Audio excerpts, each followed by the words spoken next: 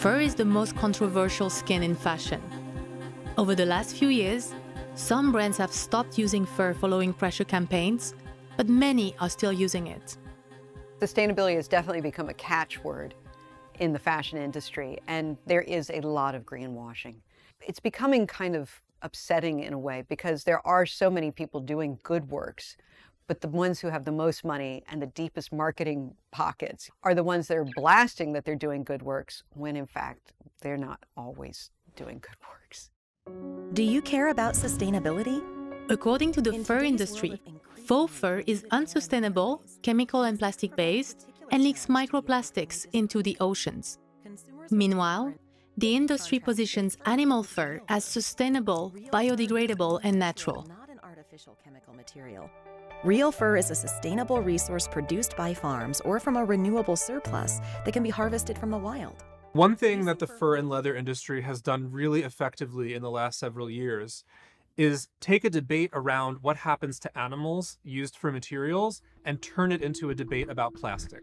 The main communication strategy for this multi-billion-dollar industry is to present itself as green. The website furisgreen.com is copyrighted by Fur Council of Canada.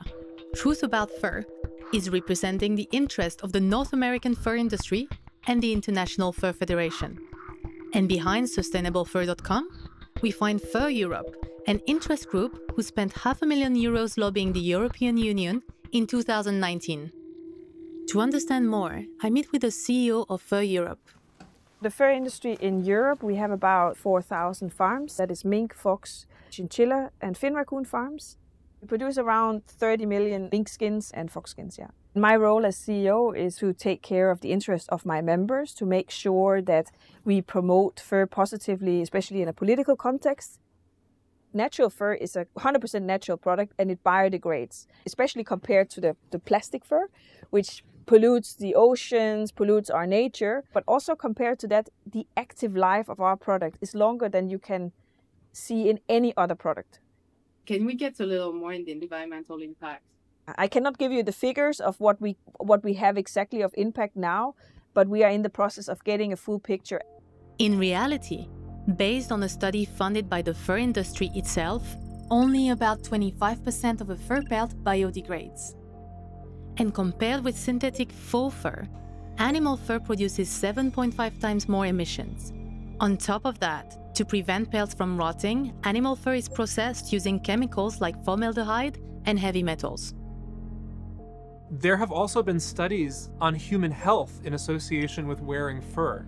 And in Italy, garments that were intended for babies and children with fur trim showed that these dangerous carcinogenic chemicals were rubbing off on people. And this is an industry that wants us to believe that it's sustainable and natural. The microplastic argument also doesn't stand. Faux fur doesn't get washed often, and certainly not in machines. It's starting to look a lot like the fur industry is using sustainability as a distraction. I don't think we can talk about ethical fashion without talking about animals. To me, it's about a value system. It's about how we treat the planet, how we treat people, and animals are part of that conversation. Is it acceptable to kill animals for fashion? That is a very big question.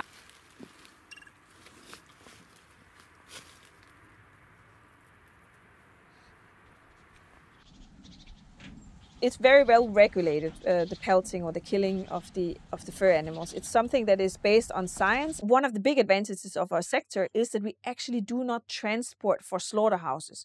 We do not transport our animals for killing.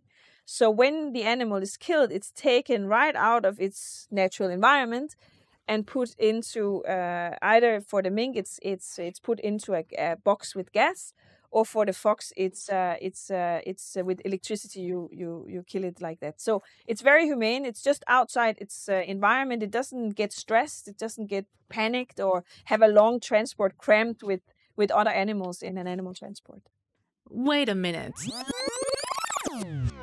And put into either for the mink, it's put into a box with gas, or for the fox, it's with electricity. You kill it like that. This motion refers to the standard killing method on fur farms approved by Fur Europe. The electric current passes through a fox once one of the electrodes has been inserted in the fox's rectum and one electrode into the mouth, and the farmer pushes an on-off switch. And this is the fur industry's definition of humane.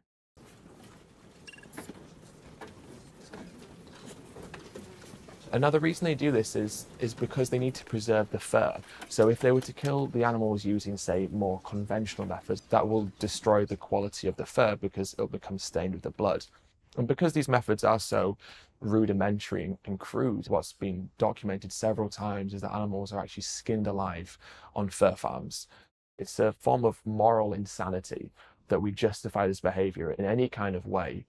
I've not experienced one person that came to a fur farm saying, I don't accept this. I have experienced many people going to a fur farm saying, whoa, is this really what's going on? There are all these pictures and myths about what is going on, but when you actually see it, it's an animal production. The animals are well, they are curious, they are lively. It's just an experience to go and see it. So that would always be my answer. The RSPCA, which is Britain's leading animal welfare organisation, conducted a survey which showed, I think, just over 85% of the UK public would not actively choose to wear fur. However, what we see is an increasing number of people wearing items such as, hats with pom-poms or key rings with pom-poms or coats with fur trims. They're aware that actually people don't want to buy these items anymore and they're undesirable. And so they try to sneak fur back into the marketplace by making it very subtle and very hidden. It's not only therefore something that's immoral towards the animals, but actually immoral towards the people who buy these products, because if they knew the cruelty behind it and they'd seen what happened to these animals, they wouldn't want to purchase it. Over 100 million animals are killed every year on fur factory farms where everything is planned from birth. Babies are born in spring and grow confined in narrow cages. When winter comes and when their fur is fully grown, the animals are then killed and skinned. Some animals are kept for breeding for the next year in a never-ending cycle of birth, cage, and death. To make one fur coat, it takes up to 300 chinchillas, 60 mink, or 15 to 40 foxes. Fur farms exist in European countries, Russia, US, and Canada, but the biggest fur producer in the world is China.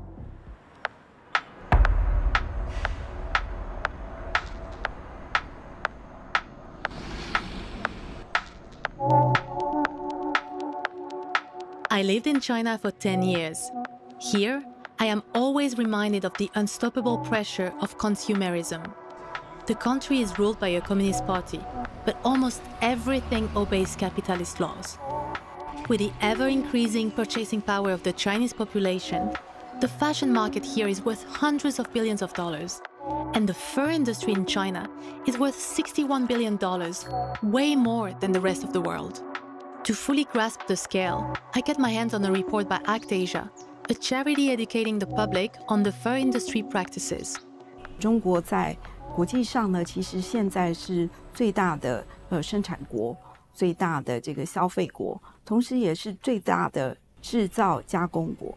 在整个的国际市场上呢，在这个拍卖市场里面，中国的买家都是非常具有它的分量的。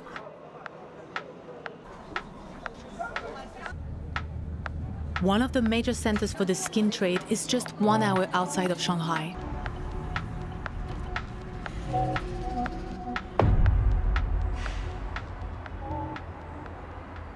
In department stores, entire floors are dedicated to fur for domestic and international sale. Posing as a buyer, I get offered wholesale price for all kinds of fur coats in several shops. 我们其实呢都不应该忽略中国在皮草产业跟它的国际交易上的一个角色，它其实是跟国际有非常紧密的一个关系。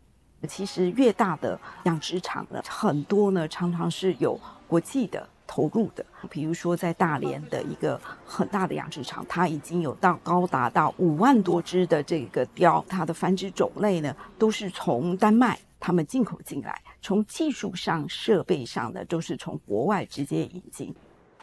所以呢，我们在谈整个的皮草的养殖跟产业的时候，其实已经是一个非常跟国际的连接的一个紧密的概念。In this shop, I find wolf fur from the US, even though some wolf populations are endangered. Original wolf. This is wolf, this is pig. 里面你知道吗？全都是毛，对，全都是毛。 There's fur for any budget. For $1.50, you can buy a rabbit keyring made of real rabbit fur. In the back alleys behind the malls, I find raw pelts sold by the dozens at about $40 a pelt. 这些是国产。国产。刚刚你在外面放的那个是黄毫。嗯哼。这是进口的美洲毫。里面毫子、玻璃水貂都有的。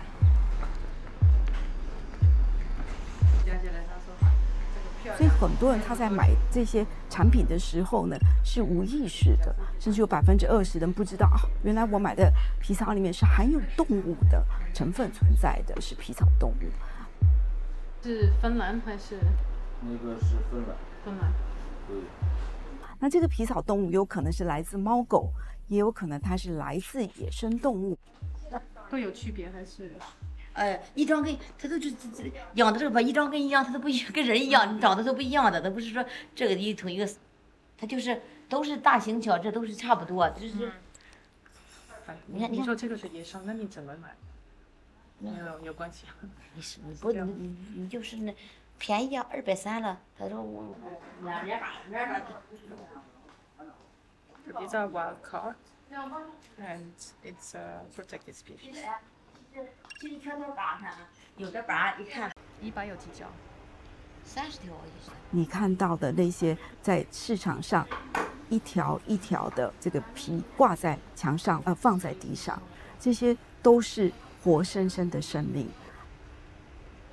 After Haining, I can't stop thinking about the animals. Back in Shanghai, a local activist shows me where all these pelts are coming from. 当我们在谈很多动物的议题的时候，常常你会觉得从一支视频，或是说从报道，或是从文字上去认知，一直到你自己到前线、到农场上或市场上去看到这些动物它们的苦痛，是没有办法以文字来去形容，它给你一个很大的真实感。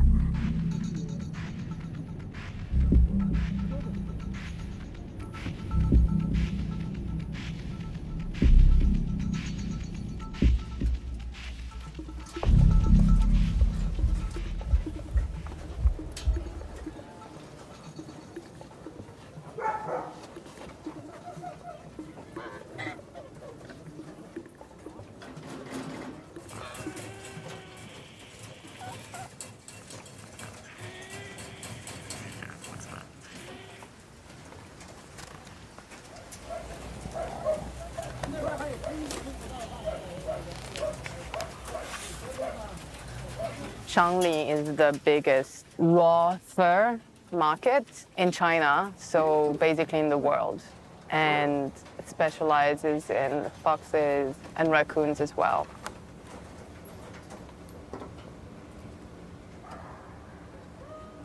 And this is just like 300 of them here.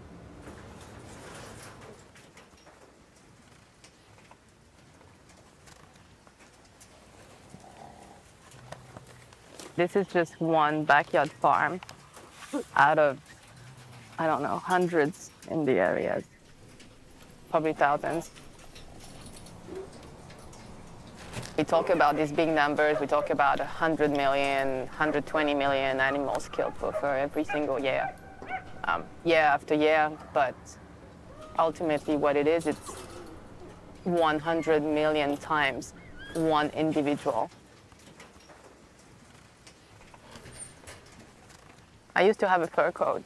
It was a blue fox fur coat that I had. I didn't care. I felt like, oh, they're already dead, so I might as well wear it. And I didn't understand that because I was buying it, then they were living this life. And they were killed for me. I didn't understand that.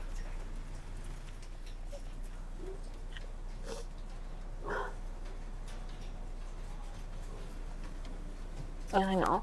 He makes the same noise as my dog.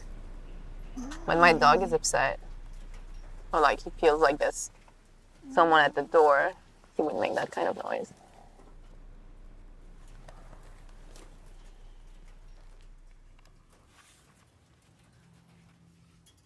当我看到皮草动物被屠宰、取皮，整个的过程里面呢，其实伤心跟自己的难过是无法去叙述的。常常呢，在很多天之后，甚至很多年之后，这些影像呢，都不断会浮现。